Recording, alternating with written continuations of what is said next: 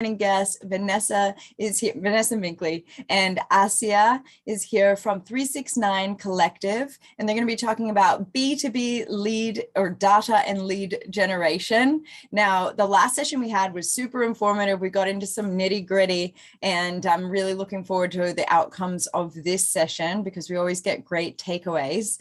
As a reminder, you are able on a Friday, because this is Friday, welcome to Friday, okay? If you are a member of our Facebook community group, you can put some ads on there for your business on a Friday and promote it out to all the folks that follow that. So get connected with your community at Digital Boost on the Facebook community page. Now, if you're tuning in with us on Facebook or LinkedIn or YouTube, you can connect with us throughout the session by using the chat function, the Q&A function, or the comments features, no matter where you are tuning in from, and get your questions answered by these two experts. So I know you guys always have a lot of content, so I'll let you get started. And yeah, I went to go and pronounce your last name, Assia, and I was like, oh shoot, I'm not sure I'm going to get this correct. I should have checked that before we went on air, so my apologies. All good. Okay, so Venessa, were you going to kick off, or how are we going to start this session? Yeah, so I'll share my screen and I'll kick off, and I'm going to share a case study where I worked with Assia and another business together with a direct marketing campaign. So I'll go through that.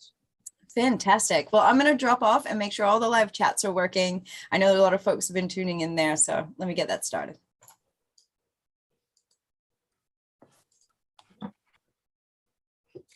Good to go. So yeah, looks good. Yeah, for this session, I'm just going to cover off a case study where the data from Who Is Where, which is Assia, was used, and also worked with Action HQ, jumped into a project, a direct mail project that had one lot sent out. So 40 little booklets had been sent out to Auckland marketing managers, so female marketing managers. The data wasn't even that old. I think it was about 4 months old or 5 months old. And the conversion rate on the first 40 that went out, there was about 12 return to senders. There were several, the person had moved on in their role, and there was a 0% conversion rate. So what I did then is I worked with the data and started to clean it up. Oh, I'm missing a slide. Oh, there we go. And started to clean the data up. So verification was done via phone, via email. In some cases where I couldn't reach them, I would do an internet search and just research that information, and also make sure that they would be the most appropriate person in the business for the Action HQ's particular offering. This was called the Flower Delight campaign. So with this, a little booklet went out, and this booklet spoke, it aligned or compared good marketing to the way a bouquet of flowers would delight someone. And they got a personalized URL. They could go onto the website that would have their name. It would say, hi, Anamari, choose your bunch of flowers. I think there were lilies, tulips, and roses. They would then redeem it online. It would then get received by Action HQ. A handwritten note would go out to the florist, and they would get delivered. From there was a big follow-up process, and I managed from that follow-up process, we got redemptions of over 50%. Oh no, I lie. Redemptions of up to 40%, and I could then converted that with follow-up and appointments and request to send information right up to 50%. And it's relatively unheard of to get a 50% conversion rate. But I spent a lot of time verifying that data, making sure that the spelling of the people's names were correct, that their role description was correct, because all of these things are very important. If you get any of those things wrong, you create the wrong impression. Because, basically we want to talk to these Auckland marketing managers that work for Ford, Mazda, Heart Foundation and different organizations to run marketing campaigns for them. So, the example that Action HQ set has to be solid. Assia's data is the most up-to-date data available in New Zealand. They phone verified every 90 days. But even so, and Assia will tell you the same, data can change very quickly. People change their PO boxes, they change all kinds of things. This particular one went out snail mail because it was just a little booklet and it really didn't warrant a courier. But bigger mail pieces go out on courier directly and end up on the person's desk. So it's very important that data is correct. And it's equally important for any marketing campaign. If I did an email campaign and it said, "Hi, Assia," and it's actually an Amari, that's not very good in terms of personalization, right? So that's automatically puts people off. Really, and it doesn't matter when you're calling up. If I was calling up and say, "Hey, can I speak to Assia?" and actually there's no Assia at that business, then, then I don't know who else to ask for. "Oh, sorry, who's the current marketing manager?" No, all it says is I haven't done my homework, yeah? So yeah, this is an example of a very successful campaign. Action HQ, Brendan. So the whole objective was appointment setting, or at least sending information. And Brendan got well over $300,000 worth of business out of this session. It wasn't, we only didn't send, I think we ended up sending to 400 in total. And the average conversion rate was between 45 and 50%. But that very next send, the second send, was 50% conversion rate. So, and that's huge. Direct mail or email is about 4.4% if it's good, and direct mail sits at around 10%. So 50 is exceptional. But that was, like I said, that was 3 months on the data. But the return on investment, $300,000 in business and ongoing business, that I didn't even measure that by the end of my contract. So yeah, data is very, very important. It doesn't seem exciting on the face value, but what it can achieve some really exciting results, particularly when it results in sales for your business, and sales equals case studies, sales equals testimonials, sales equals referrals. So just because you only perhaps signed up 3 clients, it's got a big spin-off effect, because now you can be a lot more credible. If you put the Heart Foundation on there and the Celiac Society come along, they say, "Oh, okay, well, you've worked for the not-for-profit," and that gives you credibility. So look, Assia's going to take you through the lead generation data and so forth. So that data that I worked with initially was 85% outdated. Which equals money wasted and time wasted. So that was my hours being paid to have to clean up that data. But, that's just how, we didn't know to what extent it was out. But yeah, we spent about 3 months on it, but then that data was used again and again and again and again, up to 400 sends. So, print and mail wastage, return to senders, wrong names, wrong role descriptions, and just sort of setting the wrong vibe. I hand over to Assia now. Yeah, like Assia always says, your list is your bread and butter, whether it's B2C or B2B. B2C, if you've got an e-commerce website, your data is important, and you need to keep it up to date, and segment it. Make sure it's segmented. Don't send an email intended for a marketing manager to a CEO. It's just not the same. It's not the same message. It's a completely different message. So for any of Assia's service, reach out to me first, because I understand the depth of the product she offers, and we also offer other complementary solutions, and I can put everything together for you, refer you through to Assia with the right direction, and that saves a whole lot of time with you explaining to Assia what you need as well, because I would debrief whoever I refer you to. So I'll hand over to Assia now, and you can have a chat. Perfect. Thank you, Venessa. I'm going to stop sharing, and then you can share. Okay. Now let me share my screen. Thank you for this introduction, and it's really good to listen to a good story. Yeah. So I'm just starting to present. Hopefully everyone can see. Yes, Venessa, say yes that it is visible. Yes, I can see. Yeah, perfect. Okay, so let me introduce who is where. Current targeted database with more businesses than anywhere else. Now, I will talk a little bit more about how important is data in business to business. But as Venessa said, data is always valuable.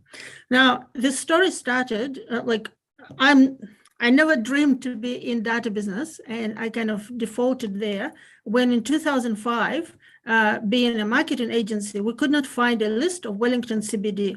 Now, I always say the story, from the view that Wellington is relatively small city. Wellington CBD is tiny on, international or even national standards, and not to be able to get a list of businesses in Wellington CBD seemed to be odd. It seemed unreal, yet it was true. And I also, by this time, I also discovered that a lot of companies, a lot of sales professionals have a habit of walking along the streets, picking up notes of who is where, and then going back in the office and researching. And as a business owner, I always felt that this is like really stupid activity, because how many people waste how much time researching all this? So I decided that I can do better. And we started our humble beginnings, where we started from walking the streets, mimicking what salespeople were doing. So we will pick up the signage. So I have students, and I thought, really, how hard could it be? Pick up the signage, then come back and research. Oh my goodness, if I knew in 2005 how truly hard it will be, I probably will never start this project, honestly. But nevertheless, we're now here, and we started from 0 records, and we now have over 200,000 business locations. We've got there within maybe 5 years or so. And our ultimate goal is to know every entity located in a commercial property. So when it comes to data, every little bit of information is really important. And it is also important to understand what are you talking about, because these days, I think it is confusing in business world. People talk about data, but oftentimes it is not very clear what this data is. So when we talk about data here, we're plain and simple talking about the fact that there is an entity, and I refer to this as entity because, as you can see, there is a bullet point list of what entity could be. So we don't discriminate, and we don't say, oh, we only look after businesses. No, we're looking at anyone who is based in commercial premises. So it could be a registered company. It could be a business of any kind, including retail, because sometimes people ask me, is cafe a business? Well, you tell me, is cafe a business? Of course it is. Is clothing store a business? Of course it is. Is like animal shelter is a business? Yes. And then there are also charities, organizations, government, schools. All of them we consider as entities. So we're kind of looking at whoever is based in commercial premises. And the reason why we originally started from commercial premises is because we felt that walking the streets is the only true way to know if the organization is operational, yes or no. And these days, in the last 2 years, this is becoming like a real concern, because oftentimes we can't reach business on the phone if we can't walk the streets, which we have not been doing for obvious reasons. Then it is kind of challenging. Now, more and more people are moving to work from home, and before we were not really looking at companies operating from home, but now we have to, because otherwise we will have to, exclude a lot of good businesses. So here you can see a representation of New Zealand with some numbers. So these are the numbers of the sort of number of businesses we have in different regions. And talking the last but not the least thing, talking about terminology, when we say entity located, we are probably the only database which actually separates head offices from branches or franchises. So what does it mean? If someone comes to us and they say, we want to reach out to a warehouse, they typically want to reach to warehouse head office, which is just one location. But sometimes the same person or a different person may say, we want to know every location or warehouse of every branch across the country. And then there will be a list of like 100 or whatever it is.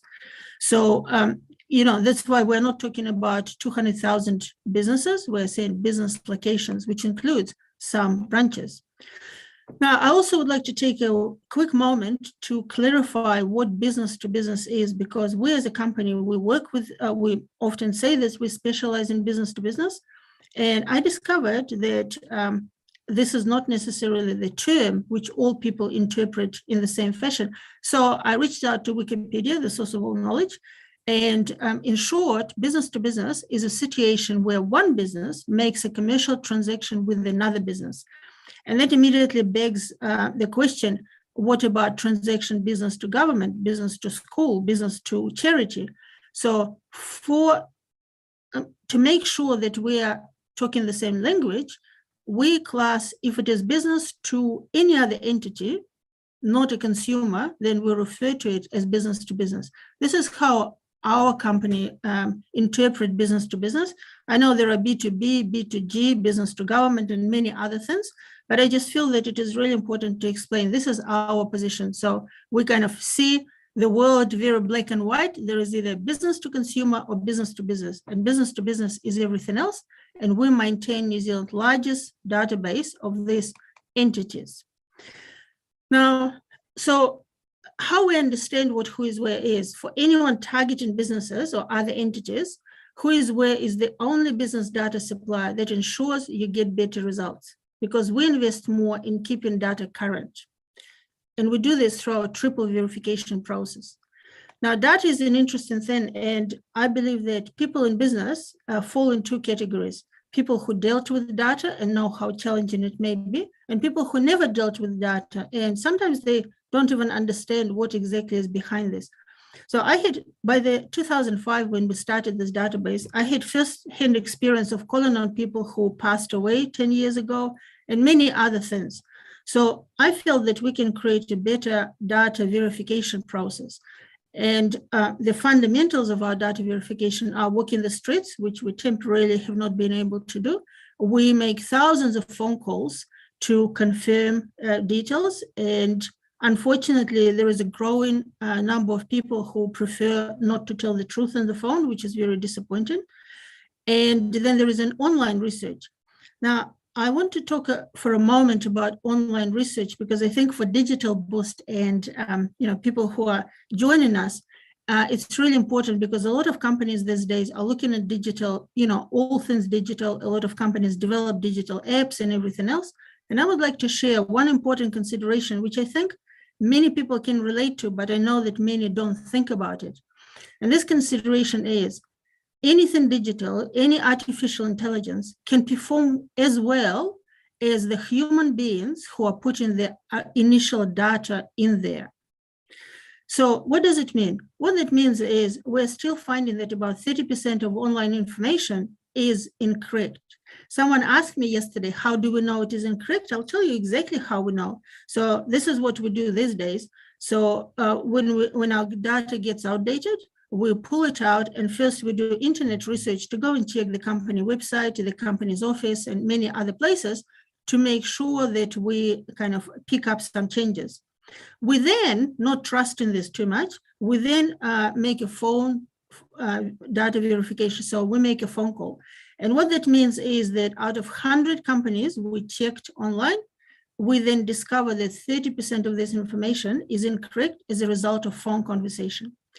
Now, this is really, on one side, this is promising because it used to be 37% in 2005 when we started, but also 30% is still an awful lot of incorrect information.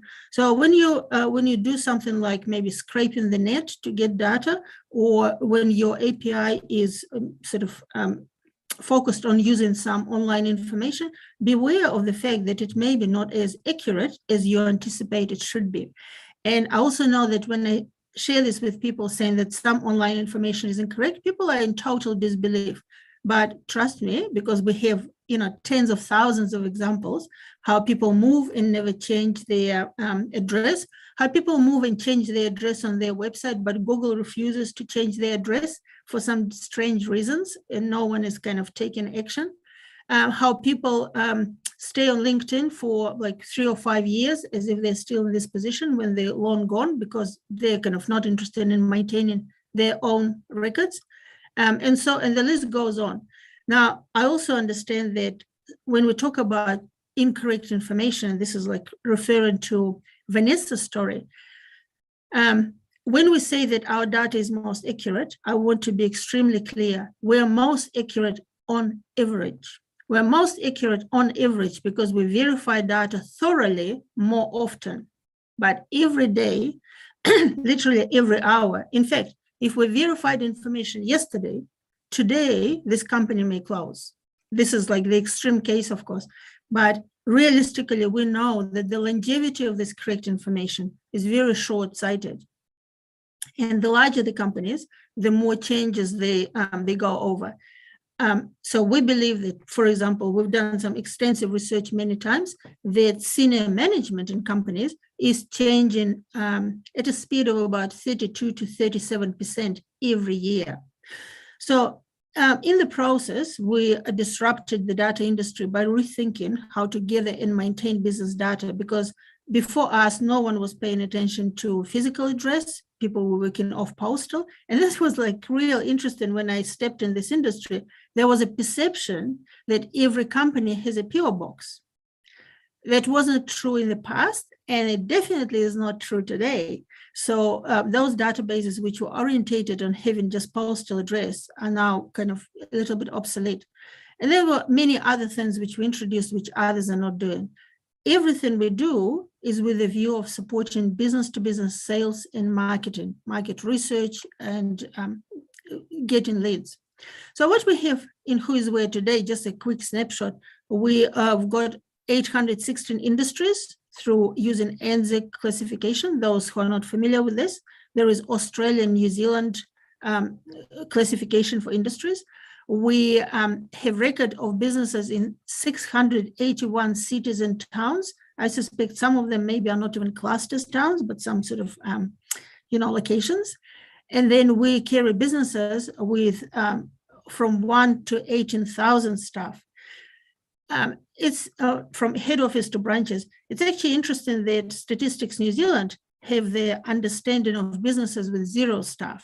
And the way how they conclude this is this business do not pay salary, so it's not counted for PAYE. But we don't believe that it is kind of, good to say that there is a business with 0 staff. We think that there is always a human business, a person running the business. But I just wanted to pick up on this example in terms of how important it is to really understand their terminology, how we're talking about. So everyone has slightly different understanding of their terminology. So if you will come and have a look at our numbers, you may say, oh, your numbers are different from Stats New Zealand. Yeah, of course they're different, because for starters, they put like about half of New Zealand businesses as 0 employees. Well, we count them as 1 to 4 because there are human beings in this business.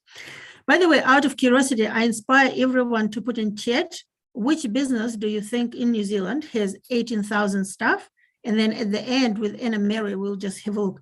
I'm sorry I have no special price for that, but you're welcome to have this free consultation with Venessa, who can help you understand how data may help your business.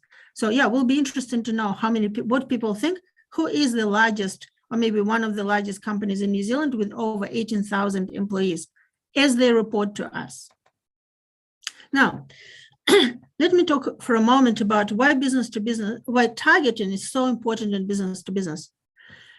Now, when we talk about business to business, we're talking about specific products and services, which most of the time may be of absolutely no interest to others. What I mean by that is, if you're a bakery and you're selling cakes, potentially every human being can eat cake. Yeah, sure, not everyone likes chocolate cake, and there are things that some people like don't eat sweet things and so forth. But technically speaking, as a bakery, you can target every person in the country, offering them a cake. But when it is business to business, you may be selling not a cake, you may be selling a machine, like a machine to bake bread, like a commercial machine. All of a sudden, most people are totally uninterested in your product because they have no need for it.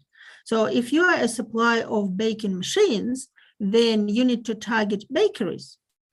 And where we come handy, and this is also partly the work which Venessa can help you with, will be to challenge and say, okay, you're supplying baking machines, like bread making machines.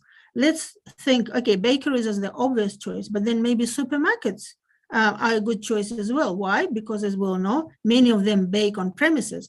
And then next question, we will say, okay, someone like Foursquare will not be applicable because they don't have bakery places in their shops, but New World and Countdown would be the right place to go. So these are the sort of thought process which can go to understand who is your target market deeper. But also, it's so important to understand that when you're targeting everyone, you need to have ginormous marketing budget. And some companies are doing this very successfully, like Coca-Cola. But when you're in business to business, oftentimes it's not the quantity, it's the quality of your leads, which starts from at least knowing what kind of industries you need to go after. And also just making a point about why it is important that we have the largest database. This is because while it is the largest, most of our customers need a tiny little part of our database with very specific businesses. So let's come back to this bread making machine. So only bakeries, maybe some cafes and some supermarkets will benefit from this machine. Now, it is important to go directly to them, but it is equally important to know as many of them as possible. We quickly discovered that it is not possible to know every business in New Zealand, and this is that deserves a separate story.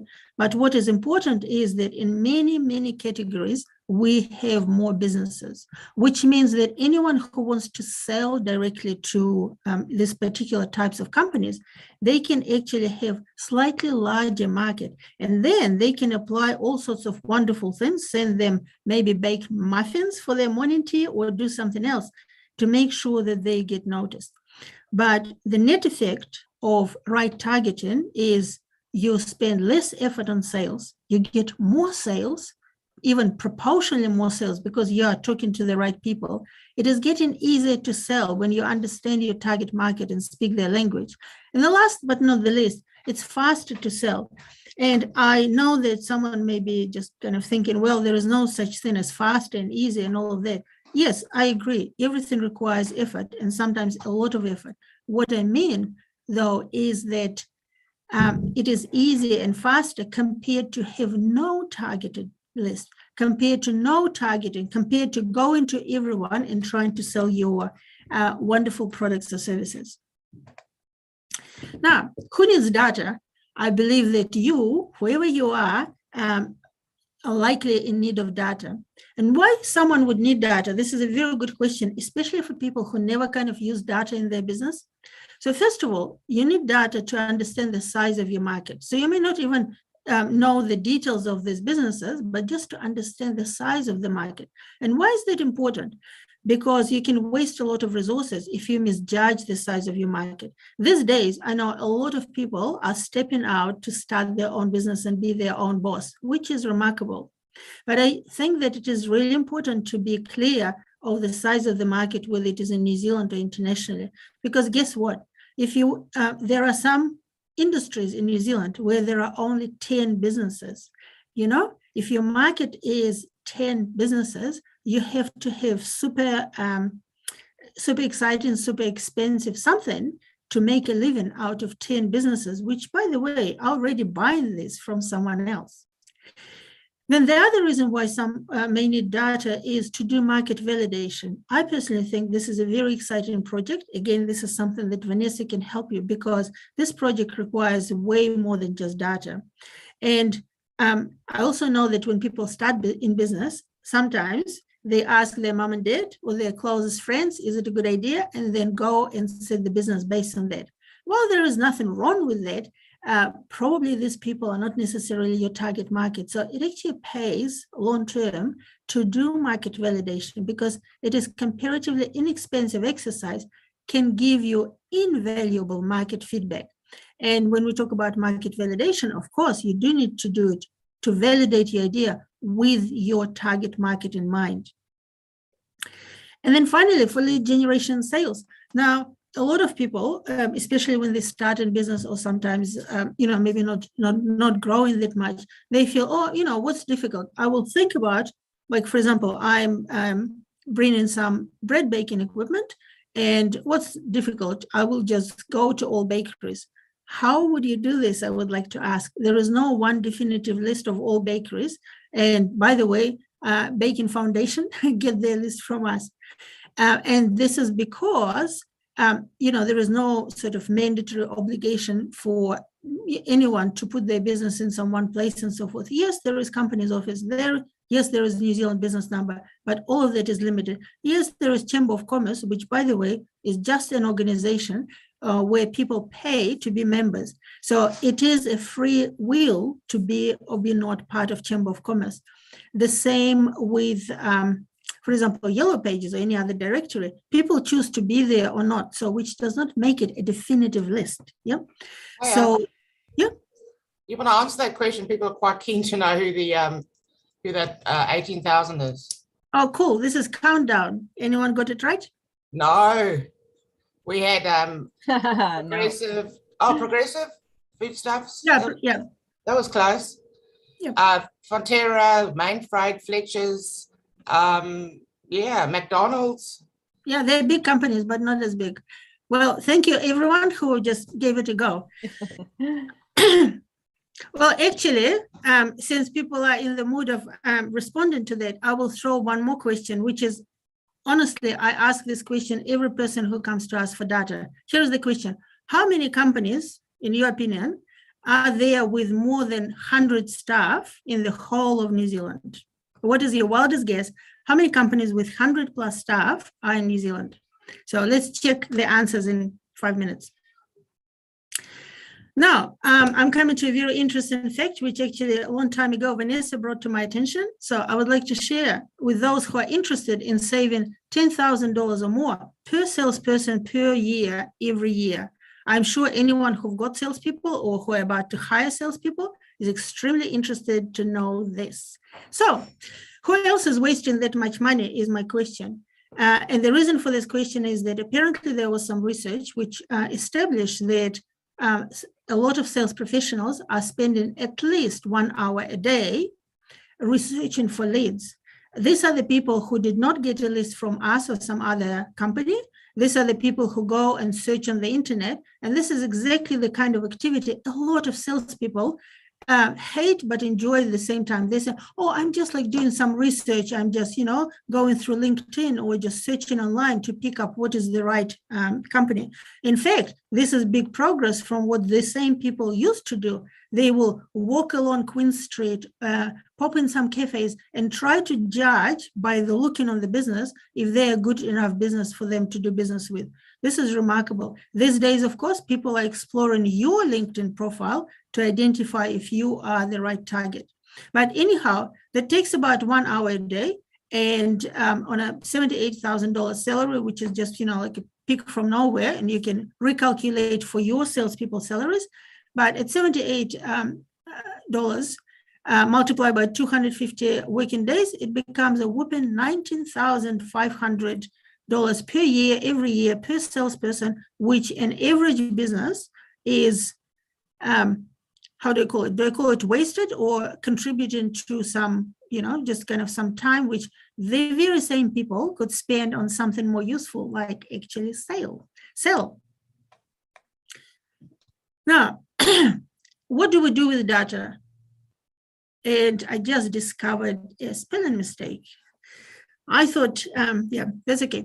So we often use data to do lead generation. So apart from market research and market validation and everything else, and how data is used, I just wanted to give like a quick introduction. So it could be physical mail, it could be phone, and it could be email. And I would like to share some insights which a lot of people may not know about because that could be useful. So physical mail, we think that it is slow and expensive. Yes, but it can today, literally today, it can so help you to stand out because no one is sending anything, and you can be extremely innovative. So the very same Action HQ Venessa mentioned, they are specialists in being innovative with physical mail. So if you're interested about that, check with Venessa because she can point you in the right direction. Now, I personally would say, if your target market is small, and small, I mean maybe a few hundred or maybe only 10 or 20 businesses, it's absolutely worth investing for highly targeted campaigns.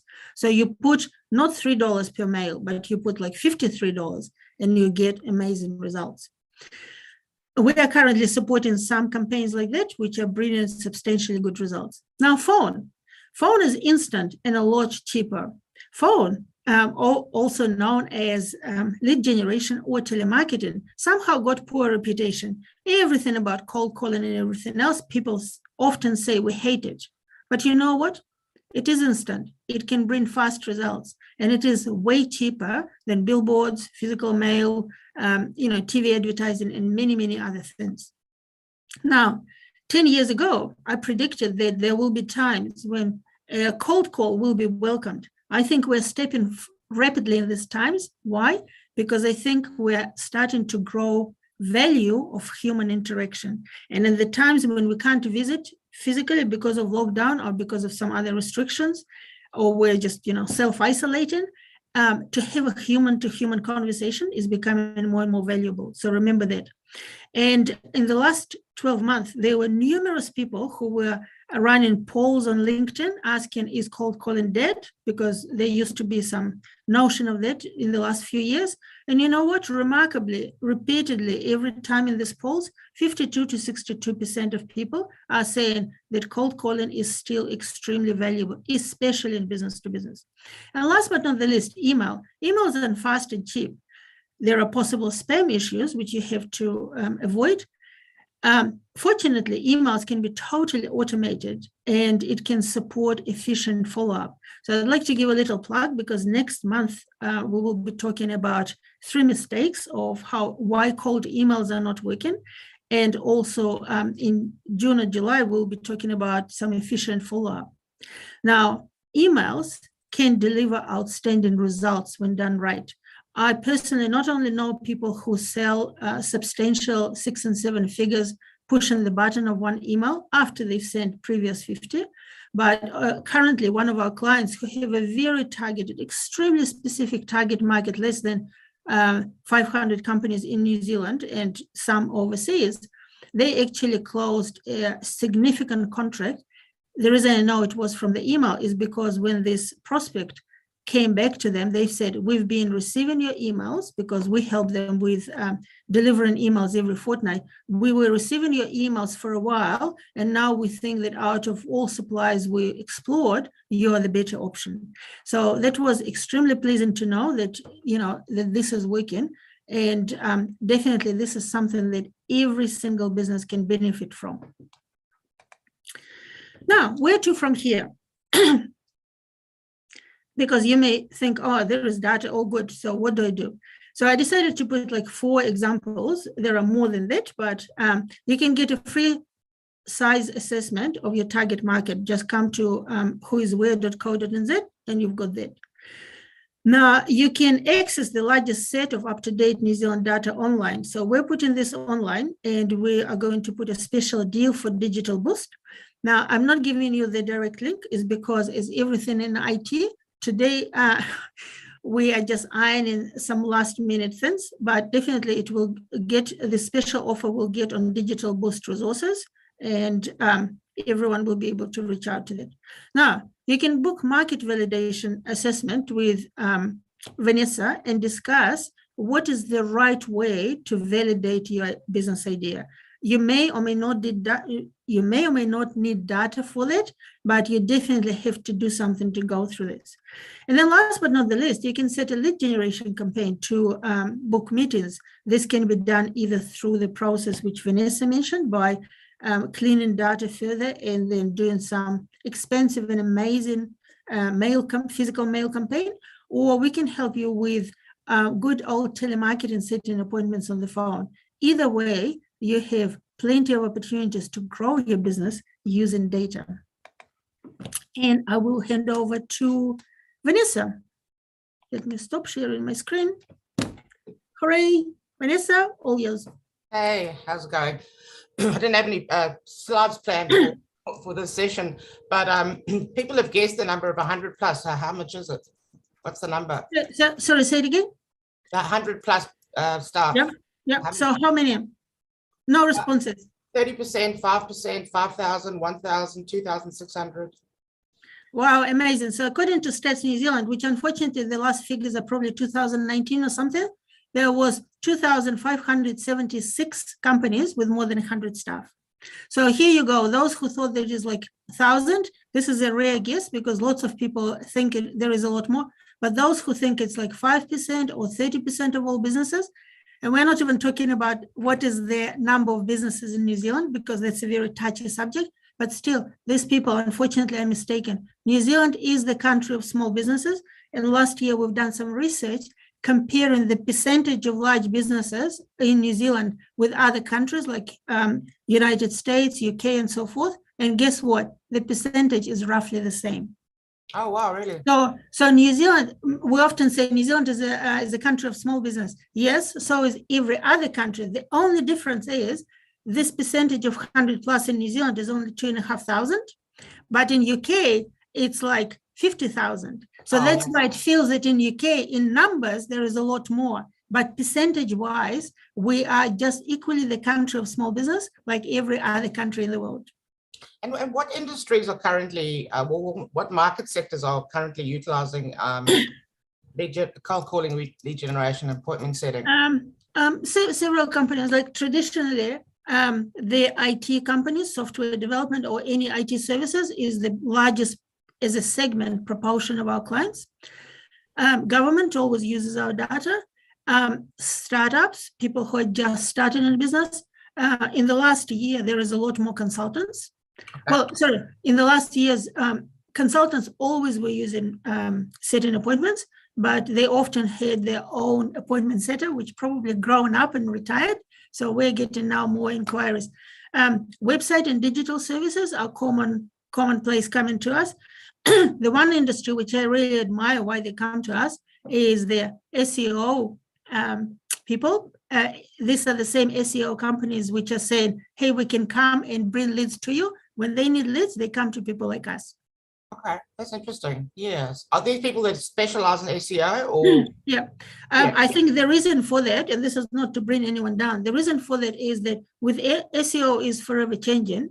And when it comes to business, traditional SEO is not actually that great, because for SEO to work, you need volume. Yeah. So for business to business companies, we've learned, and we're using this ourselves, better content is a much better gives much better SEO outcomes than traditional SEO. Yeah. And also at the end of the day, with SEO, and SEO is critical for Google rankings and domain authority and all of this kind of thing. Not all SEO is created equal. Same as not all web design is created equal. Yeah, of course. So, if you're building a drag and drop website, technically there's problems there, because every time you drag something, it creates code in the back, and you actually can't get to that code. So, whilst the data is important, you also have to consider where is that data going to land the people? Are you sending them to a website? Are you sending them to a landing page? Where are you sending them? And often with lead generation campaigns, Assia spoke about spam, and if you want to get in trouble with the DIA, we'll just send cold emails up. And I've been in trouble with the DIA. Just by mistake, I didn't. I unsubscribed someone, but there was an unsubscribe button. So make sure you have unsubscribe buttons, because that's one of the key things. But for some reason, there was a glitch, and this guy got in his bonnet and complained to the DIA. You can get in a lot of trouble. You can get like a $10,000 fine and go to court and all kinds of things. So it's just really not worth it. It's easier to rather just pick up the phone and say, hey, I've got this information. I believe it's valuable to your business.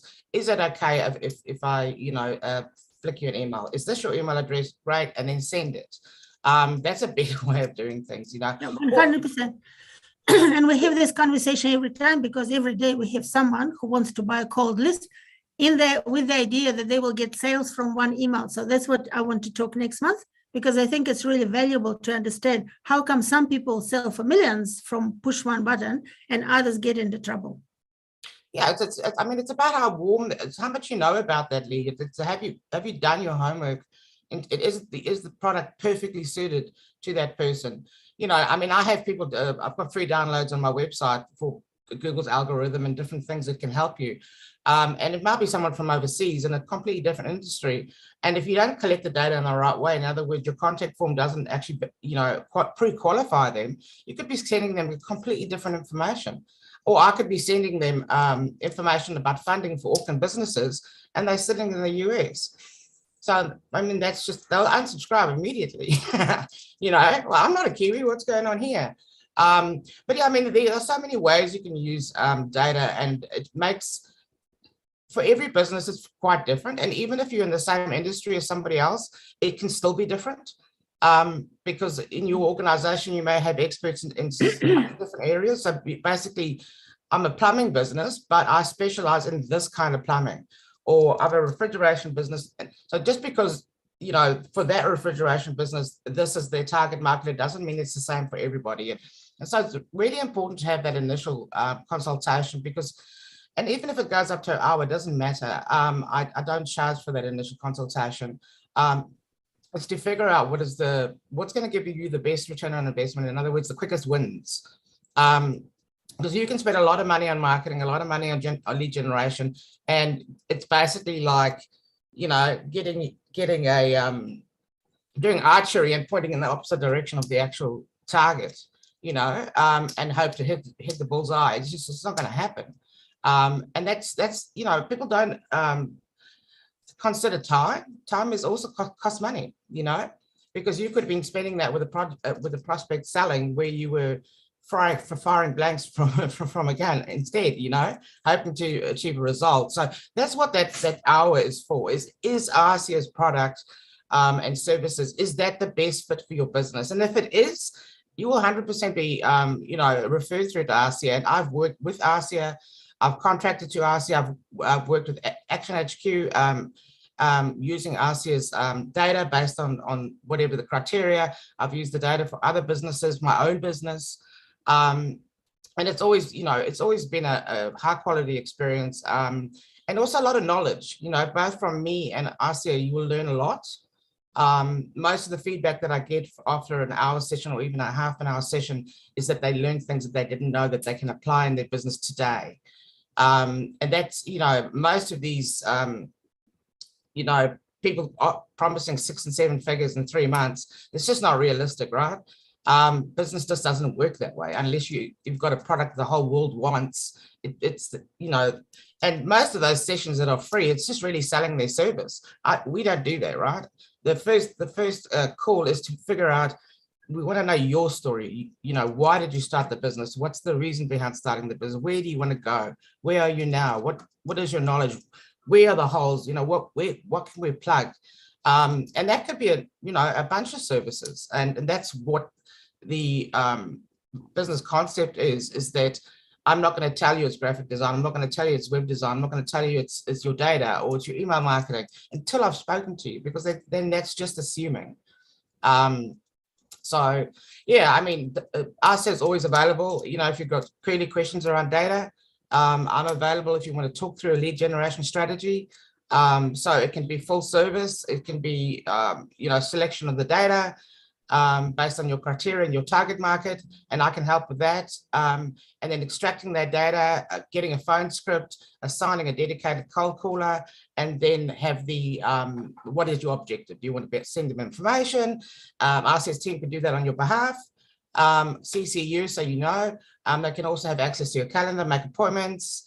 But there's so many different ways that you can use data, and you know, email might be more appropriate for a business than a cold call. For instance, if you wanted to cold call a retailer, I wouldn't recommend that. A retail staff are always busy, and they don't have time really for the phone. I don't know if you've tried to call a retailer before. Often it just rings and rings and rings and nobody picks up because they're busy with customers. Unless you know special times when you can ring them. Oh, exactly. I mean, I managed a pharmacy for 2 years, a Unichem pharmacy up in Warkworth. And, you know, I was always busy. You know, if it wasn't a customer, it was the pharmacist, or if it wasn't a pharmacist, it was a retail manager, or if it wasn't that, it was a supplier. Those roles are very, very busy, particularly for retail managers. So, you know, a phone campaign might not be the best. So best might be there is send an email, ask when the best time is to call. You know, when is the best time to chat to you about this? And if it's a service that is beneficial to the pharmacy, then they will say, look, I usually take my lunch break at 12, or look, we're really quiet at between 8 and 9 in the morning. Exactly. So what Assia says makes sense as well. What is the best time? So when you're on a call, I always recommend that you have a few bullet points of things that you want to ask. Correct spelling of a name, their role, particularly if you're going to mail something out to them or do an email sequence. Are they the best person in the business for your particular product? That kind of thing. So just sort of write little notes. And once you get into the zone, that just flows. You know, that'll just come out. But you know, the success of direct mail pieces, getting sent out via courier or mail is it does cut through the clutter, because every man and his dog is telling you now they can make your business overnight success.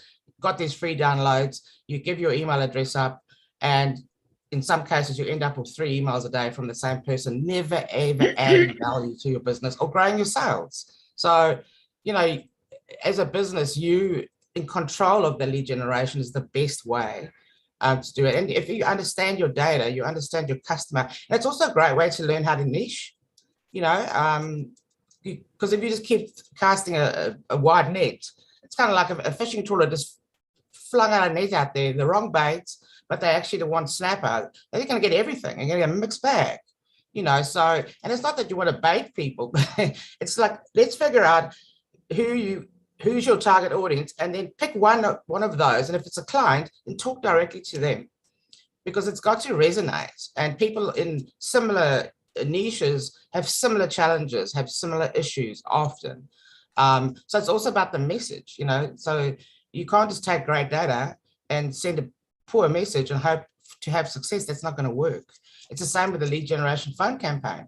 If you don't have a good script, if you don't have a product offering that's of interest or benefit to that business, then it will also not work. So there's a lot of moving parts, and that's why it's important to have that initial consultation, so we can understand those moving parts. And then even if you move over and work with Assia, I'll project manage things for you. So, and that also saves you a lot of time, you know. So often there's little things to talk about that you really don't need to be involved in. And, you know, Assia and myself can have those conversations outside of taking up your time. And so that's another benefit of working with us in our model. And not only in data, anything, you know, almost anything that you might need in your business, we can probably help with. And we're growing. We're bringing on a small business HR next week. And so, you know, slowly but surely different industries are starting to show interest, because in the pool, they all been vetted, you know, they all trusted, and this industry is known quite a bit for just dodgy practices, you know. So it's a tough industry, you know. You have clients come to you say, you know, I lost 12,000, I lost 30,000, I lost 15,000, got nothing to show for it. And that's why I started this business, because I got tired of hearing that, you know, because the small businesses can get taken advantage of just because they're naive in terms of how certain things work online, you know, what are the rules? But yeah, I mean, there's a lot more to data, and you'll learn over the next sessions how much more is involved, you know, the pitfalls, the mistakes. And this is all to save you from making these mistakes, because quite often they can be costly mistakes. You know, build the wrong website platform, costly mistake. You know, use the wrong data, costly mistake. So we sort of try to prevent that if we can for you. And even if that's an hour's consultation and that's all you take away from it, that's also perfectly fine. So yeah, so Assia's full of she's got a lot more knowledge in terms of data than me. Mine is more sales and marketing related, and where I've got a specialist, I will set you up with them. So yeah, I think that's about it, Anna-Maria. Right. There I am. Hello. Yeah. Oh, that was a fantastic presentation. So much content. I'm really probably going to have to go back and have a look at it again so that I can digest some of that information, and just taking it all on board and letting it sink in and seeing how I can apply it within my own business. And everybody out there, I'm sure, is feeling the same way. Now, I've been checking the chats throughout, and we don't have any questions coming through, but one of the things that I love about you, Venessa, and you've mentioned it quite a few times, and you as well, Assia, is that you're so accessible to all of us. So if you're like me and you find that you want to sit with this for just a second, feel free to contact these guys at, well, straight directly to you, Venessa, is that correct? At 369 Collective? Yeah. Because sometimes it is that they need that data from Assia, but they also need to sort their logo out, and they also need to do this, and they also need to do that. And so, you know, we can bundle things up, unlike a lot of service providers who are either web developers or SEO. We've got specialists in each area, so it makes it so you only have to tell your story, or you'll talk about your challenge once. Yes, that's so great. And it's a testament to you how good your SEO is and all of that gains, because as soon as you type in 369 Collective, you are the top person on the list, you know. And I know that's not because you're paying a whole bunch of money to get there. It's just because you know how to play the game. So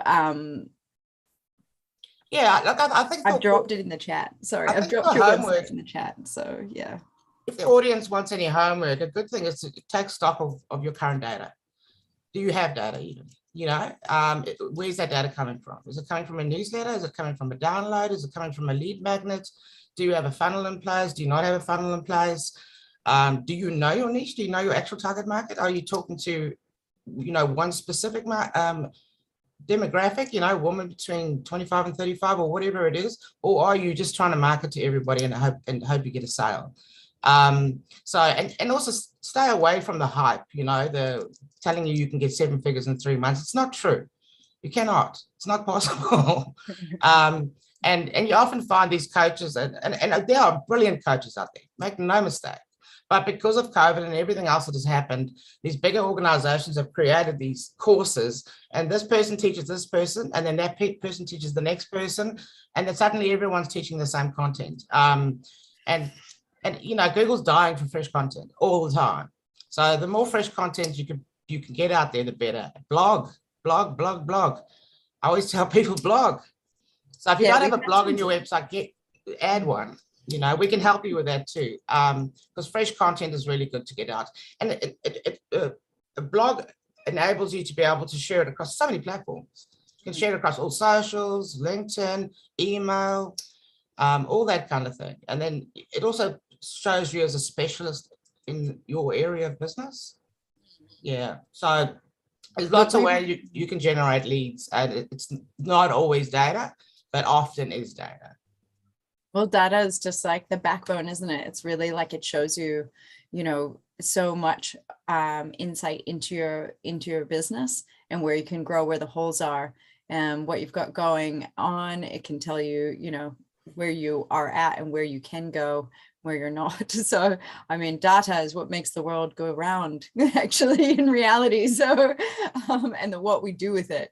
Well, I guess it's data doesn't make the world go round. What we do with the data is what makes the world go round. So yeah. I know a lot of my e-commerce clients, they've had people buying from them for, say, a year or 18 months, and they've done nothing with their data.